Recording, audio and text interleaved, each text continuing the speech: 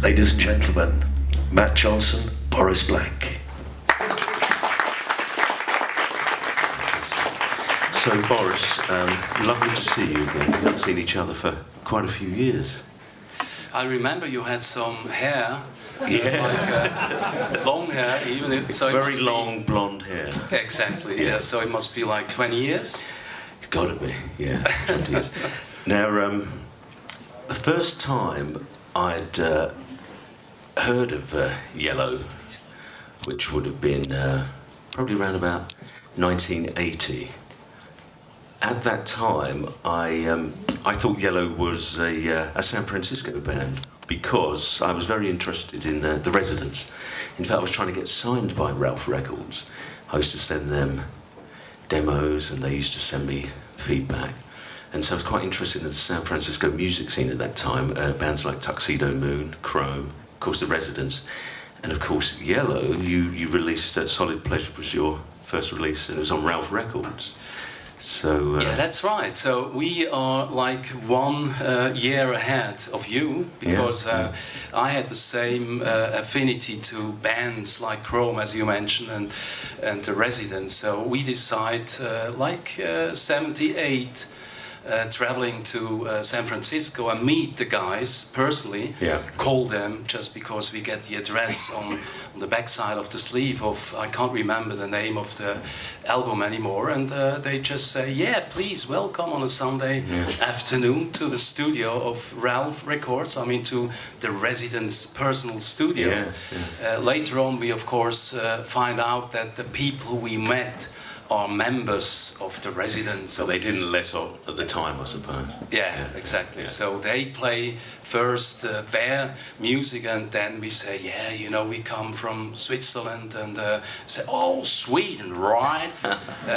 Yeah, and we had some cassettes, you know, music cassettes in our pockets, and we play it to them, and they are quite fascinated about the music. Even the tape hiss was a bit louder than the music itself. So at the end we have a special delivery letter back in Switzerland with the offer of a contract of the Residents. Fantastic. Finally, it finds the way thanks to Ian Tregoning, the CEO of the Do It Records company here in London, who brought the West Coast band Yello, so to say, to London, and that was also, I guess, one of our first meeting we had with you here. That's right. And Ian, of course, has had a very long professional, personal relationship with you and Dieter, and we would have met several times during around about that period as well. Oh my God. That's not really bad either. Oh, that's how you look. Oh, Boris, you've changed. Yeah. So let's go back in time a little bit to your school days, because there are certain similarities between us. The continual tapping and knocking whilst at school. Now, I was always sort of tapping things and whacking things, and my nan used to say, "What's the matter with you? Have you got St. Vitus dance?" That was an insult. Calm down, because I was always tapping and banging, and at school as well. And you had a similar experience, didn't you? At that's school? True. I had, you know, I used to be fascinated, and I always had an affinity to sound, of all kind of sounds and noises which occur on this planet. As I went to a holiday, usually in summertime, with my parents to the mountains, those beautiful Swiss mountains, and I started to shout against these rock walls, and I felt that as shorter the wall, or the distance to the wall, the shorter, of course, the echo was, as longer the distance, the echoes coming back multiple. So that was my first experience and my first fascination to sounds and noises. Later on then in school, as you say, you're also a guy who is knocking and drumming on all kind of things and here and there to find out the acoustic or the resonance of a room. It's always good if you knock even on this silver screen. It has a certain acoustic. So I also drum on my school bank. It was in a German lesson, I remember, and the teacher told me, Blank, please stand up, and I have to stand up, and he said, till tomorrow you write, what do you call this, punishing? Yeah, it's, well, you'd have detention or you get punishing work or something. Yeah. Writing lines. Writing Yes. lines and... So, with the title, Knocking Signs, the Media of the Primitives. So that was a challenge for me, and I remember I just write the only thing within these 2 pages of this work. I was so glad that I finally find someone who understands my knocking signs. You know? Fantastic, yeah. When you were at school, did you have any teachers that really sensed your creativity, or did you find that you were getting told off all the time? No, you know, it's very difficult to answer, but I wasn't that much interested. I just was interested in the direction of like geographic or singing, of course, music, drawings and stuff like this. I was never interested in mathematics, for example. Or But did I get you wrong? Sorry? No, that's right. But right. were you interested in studying music more formally? Or are you, like me, self-taught? You play by ear, by memory? Yeah, pretty much so, because I was never, I didn't understand, you know, like in between these lines, all these little dots, some with some wings to the left, to the right, and I didn't understand, so I write always my neighbors, I copy my neighbors' sheet, so... But I remember I could immediately play a Christmas song, whatever, on the flute when I heard it by the teacher. So it's more my ears than and I still today I don't write music. I can't. And it's all by memory, by ear. And you had an incident or an accident, or an illness, which caused you to be hospitalised, which affected your sight. And I think you said during that period in hospital and afterwards, you started to sense sound more three-dimensionally than before. Do you feel that was I remember we talk about this, but you know, it was like I had an accident with some gunpowder, or I can't remember what the name is from. What do you use? The firework? Or? Yeah, no fireworks. It was the gun. What do you call this? Cap guns or? No, the project which is going out of a gun, and behind this is the gunpowder. Okay. So I just threw it or screw it this little project, or what do you call this projectile? Bullet. The bullet. Yes, I put it away. And where did you get the guns from, though, Boris? My father's military kind of what do you call this? He has in his military, he has like 12 shoots. So there's shotguns, rifles. Yes. So we just smash with stones on it, and then 2 little messing, what do you call this, yellow metal, like fragments. Went through my eyes, and so I have to go to the hospital. And for 3 weeks, because they have to put this out, which was kind of a bad experience, like 10 hours surgery. And then I had for 3 weeks both eyes covered, and this is totally, you know, like each minute takes like an hour, but you learn something. You learned to kind of orientate yourself in the room, because you hear all kinds of noises. You exactly know how big the room is. You can say somebody's coming, or somebody's in front of the door coming in.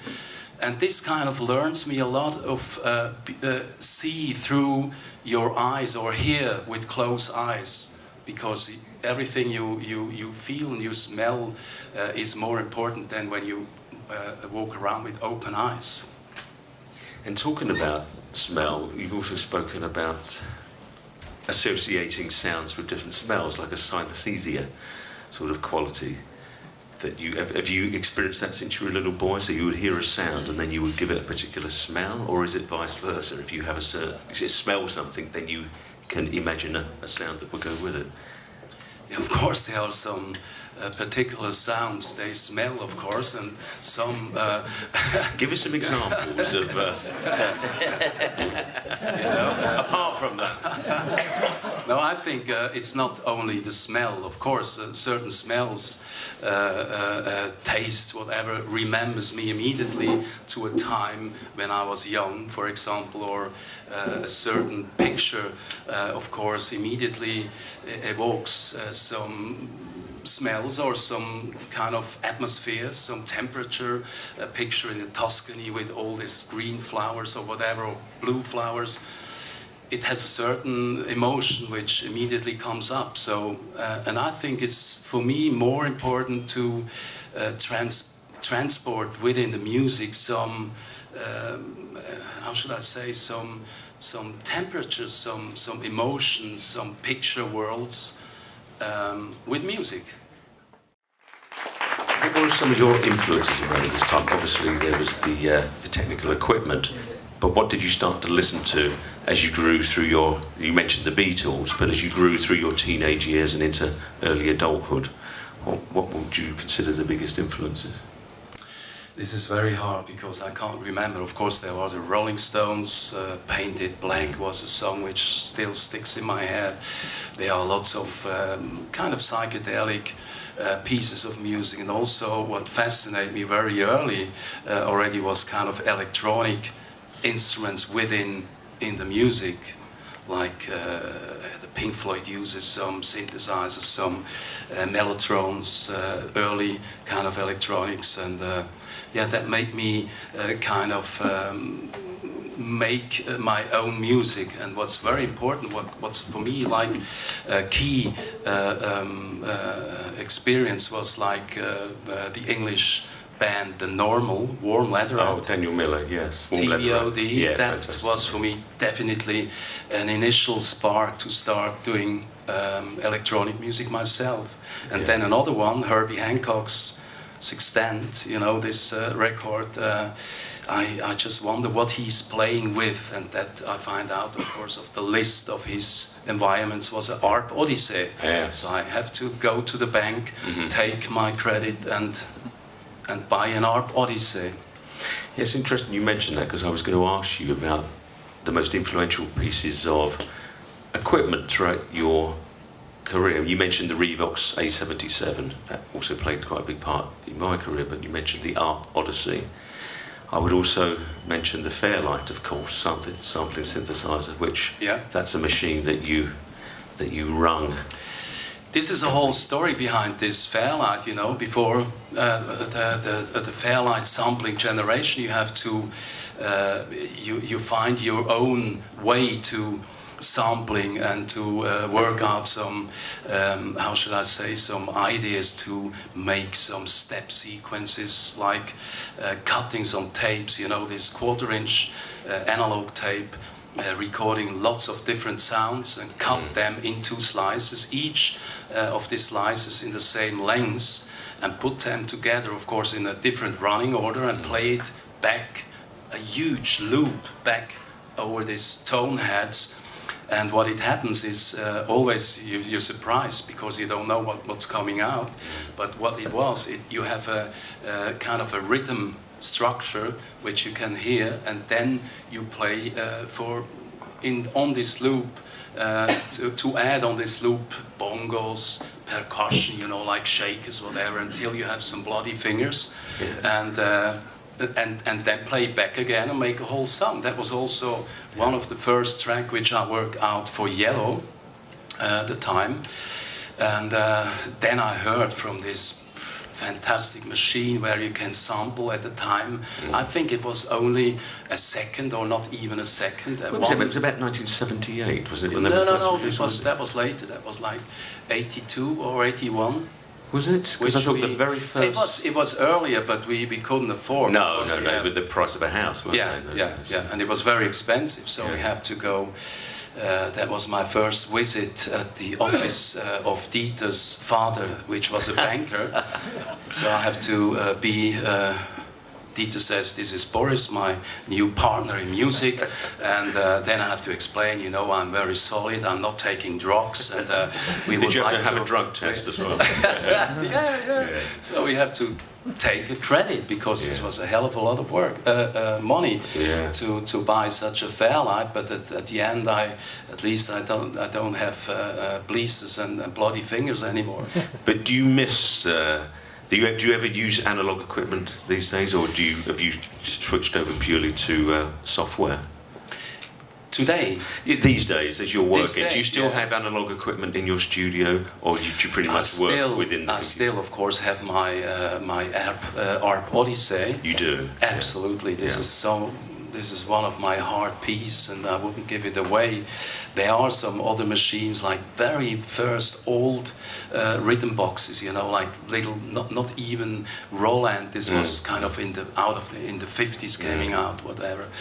So, but I think I redimensioned my studio to almost to a very small desk with a keyboard and with, of course, two Macintosh power computer and some software programs. You don't use that much electricity anymore, which no, that's true. It's better for the environment, but there is something... Do you find the process has changed very much? I mean, obviously it's more physical when you're making up loops and everything, but creatively, do you find that you're able to express your ideas faster now, because you've probably got a large sound library, very well organised and ready to go? Or do you think that that's possibly inhibited creativity in some ways, that you're maybe less spontaneous than when you were chopping up tape and experiment? I think this is a matter of experience, and also after like 35 years you get some, how should I say, you know which architecture within electronic or within electronic music software sticks, which you like to work with. And I know exactly what I can say in a few minutes. So this plugin or whatever, this virtual synthesizer is not my cup of tea. So, but you're right. It's very difficult or very dangerous to just use presets, and then you immediately, like with a garage band, you can make easy at home your own song. But I think it is very important. Very important that you find your own sound, which you like, and just follow your good taste, hopefully. No, you're quite right. So let's, on a typical, do you spend many days in the studio? Or it's like every day you're in there? So you may have the weekend off for your family, if they're lucky, and then you get back in on Monday. So let's talk about a typical Monday morning. Just say there's no specific project, but you're going in. But take us through your typical Monday morning from when you first get up. Are you an early riser? Sort of 6 in the morning? Yeah, as older I get, the earlier I wake up, of course, and I'm not drinking that much alcohol anymore, so I even stopped drinking alcohol. So I get up like 6:30. My child is 17, so she's going to school.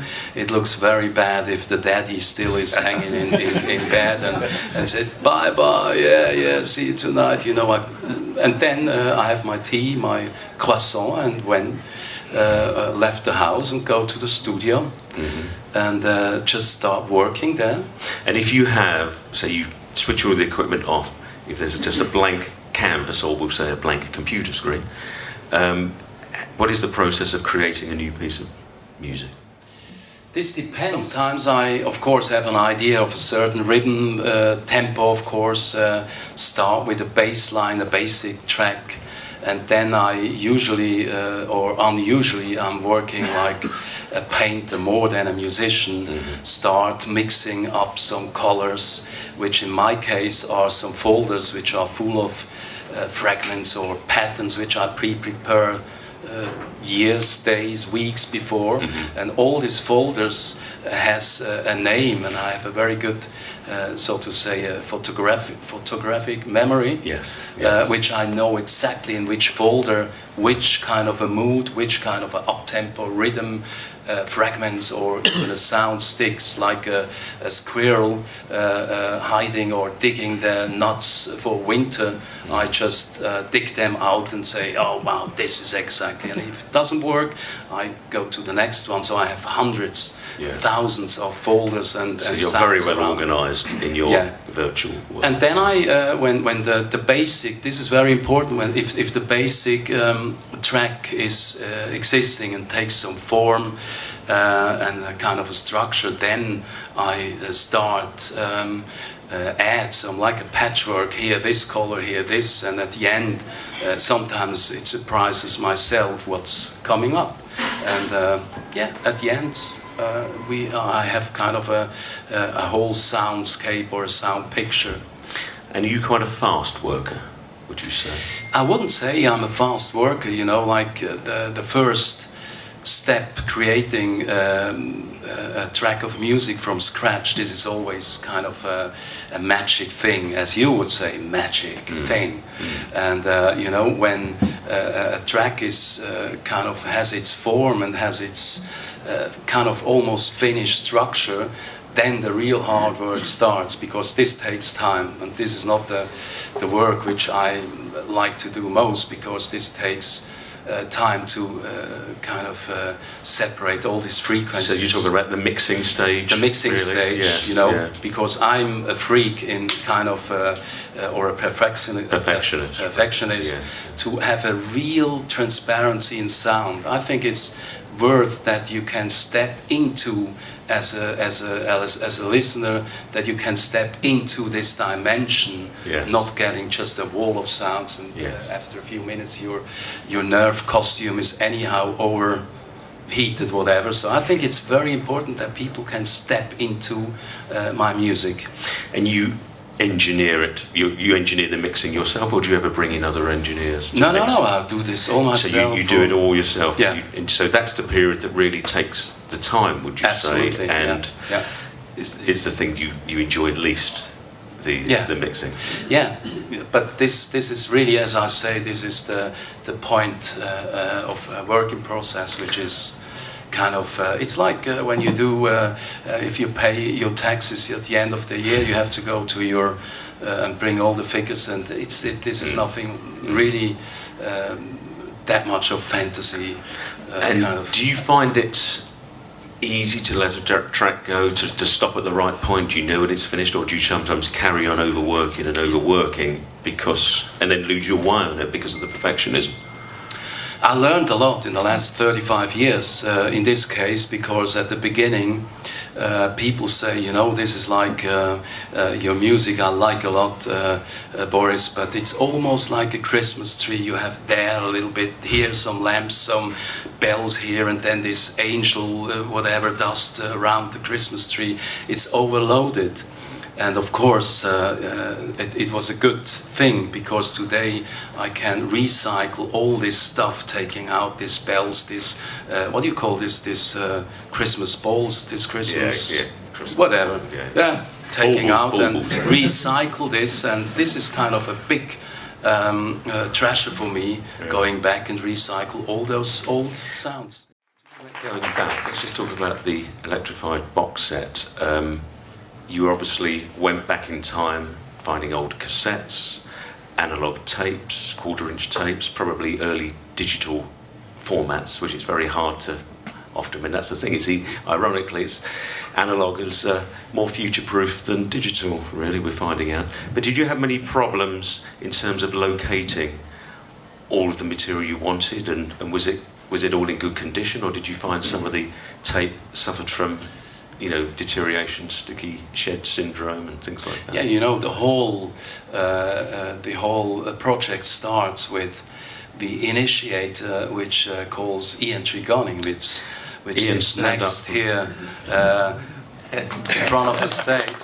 And he was responsible for this box set because as we still are good friends till the 80s, we frequently visit our hometown. So he came to Zurich 3 years ago, and I packed some, I just opened a very old hard disk, and I show him some tracks and say, Boris, I haven't heard this. Hey, what is this? And then, and this, and this. So there are so many tracks, and he thought we should do kind of a compilation of the last 35 years adventurous music of Boris Blank. Fantastic. And that's well done, Ian. That was thanks a great Ian. suggestion. And did you find, listening to these old pieces of music, old memories were flooding back, pieces, because of the connection between not only the sense of smell, of course, but music and smell are so closely associated with the part of the brain that seems to house the memory. But did you find it was quite a intense experience, listening to pieces of music that maybe you hadn't heard in 30 years? Yeah, it was, you know, and what kind of was very interesting, that the most of the tracks, I would say the 90, even 95% of all the tracks are kind of timeless, so you can still listen to it today. Of course, some nerds of electronic music, they can say, oh, that was this kind of sequential circuit, Prophet 5 sound, typical, whatever. But usually normal people, consumer, can't find out between the dates where it was recorded. The earliest track, of course, you can perhaps hear, because the quality of these tapes, of these music cassettes aren't as good as, of course, we have a possibility to create music today. So before we go on to your Yello Fire demonstration, could you just tell us what the immediate and longer term future holds for both Boris Blank and Yello? Yeah, that's a good question, because the two of us, Dieter and me, we are kind of hitting some side walks or some side path. He is going on tour with the band, more kind of a jazzy, moody band, because he's a very good entertainer on stage. That was his dream a long time, since 35 years, and we didn't have that many concerts, live concerts. So he is touring with this band, and I have this possibility, thanks to Ian Trigoning, to release this box set. And also for this box set I did a special edition, Yello Fire Electrified, which are lots of sounds out of this box set, and people are invited to make some remixes with those presets I created. What a lovely present.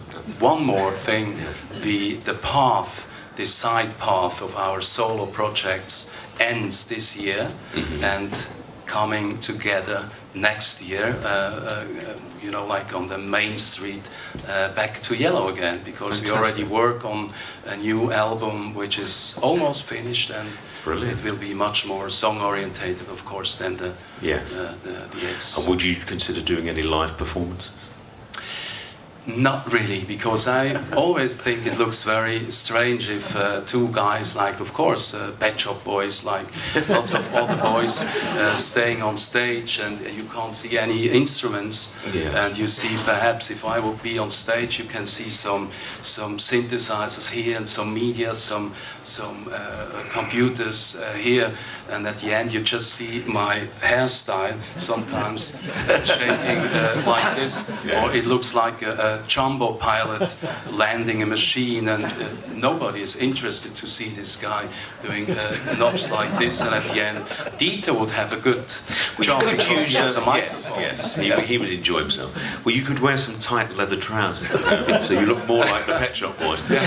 Or you could have some larger screens, you know, because you love video work. I mean, that's one way round, I suppose, to make it more That's appealing. an idea. That's quite a realistic idea, that we are kind of preparing kind of a virtual show, as we did with the last album Touch Yellow, which you have a whole like 45-minute film, which was the idea, a virtual concert of Yellow, which we kind of put ourselves in scenes as we would be on stage, like sometimes small like this, sometimes big like this, and that was kind of an experience which I think a virtual thing, and working with holograms or just like a visual thing could be a good idea. Yeah, absolutely. Together with the sound, of course.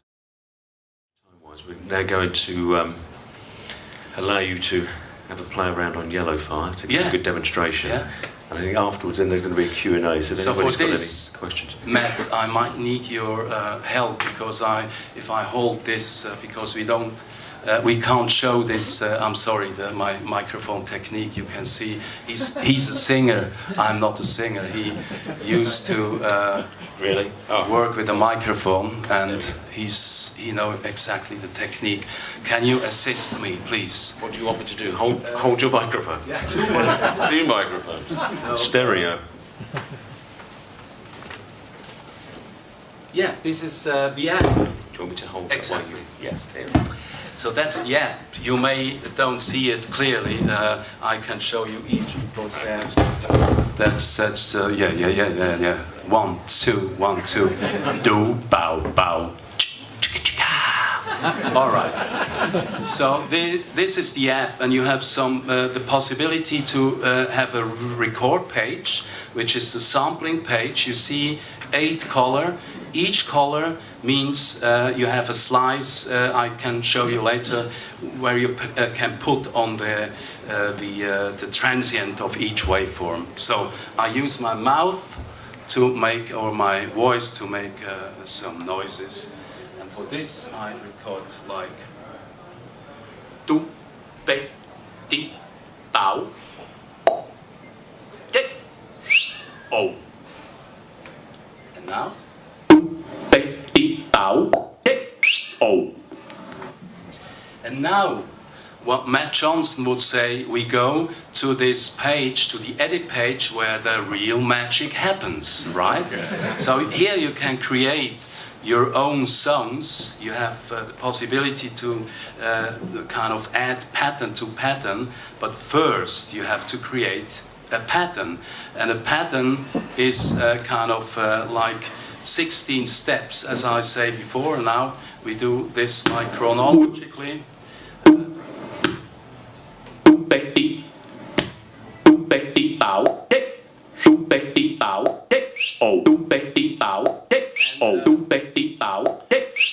And there is also the possibility that you can make things, all these red pads or blue pads, you make it lower in the volume or higher.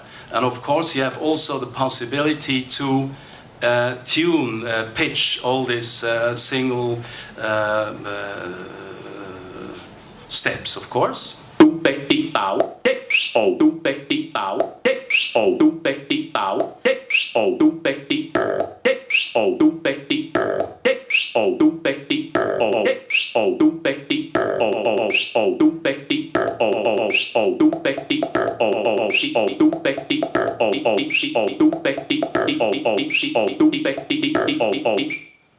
Yeah, and of course you also have the possibility to let you kind of what do you call like a randomizer? Yeah, you have a randomizer which offers you an idea of.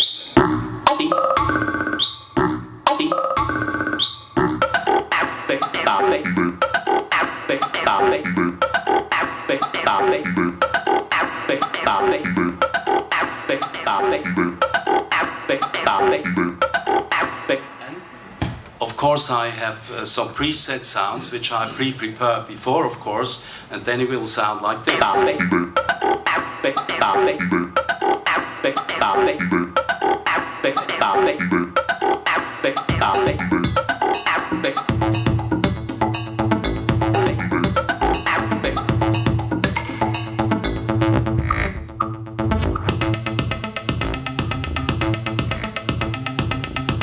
And so on. Yes. And Can you tell everyone where they can get their copy of Yello Fire? Sorry? Tell everyone where they can get their Yello Fire. Yeah, you can get it, of course, on Android. I don't know the name of the shop of Android's Google Play, yeah, or on iTunes Store, of course. It will be ready in a few days because we still wait for... This is the updated version you're talking about. Yeah, you can get the older version still, but this is the newer version. Exactly, yeah.